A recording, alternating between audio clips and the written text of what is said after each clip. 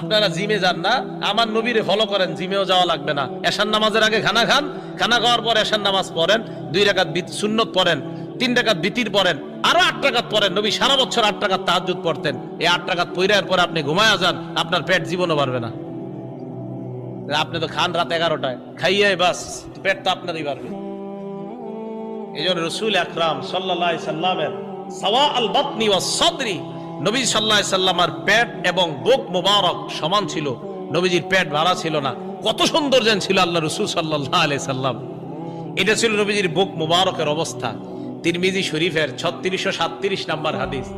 আলী রাদিয়াল্লাহু তাআলা আনহু কি বলে দেখেন, লাম ইয়াকুন রাসূলুল্লাহ সাল্লাল্লাহু আলাইহি ওয়াসাল্লাম বিতাওয়িলিল বাইন, নবীজি একবারে লম্বা ছিল না তাল গাছের মতো।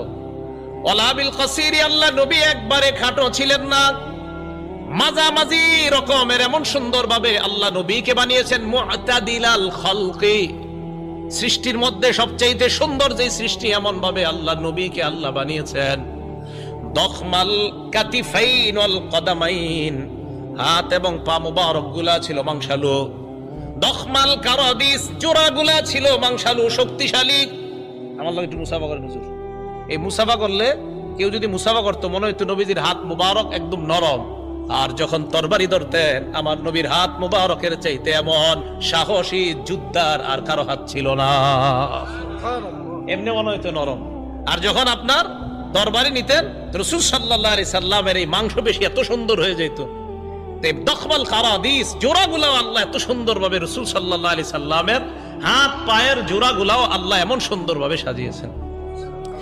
এই কথাগুলো কেন বললাম? রাসূল আকরাম সাল্লাল্লাহু আলাইহি সাল্লামকে আল্লাহ রবিউল আউয়াল মাসে দুনিয়াতে পাঠিয়েছেন।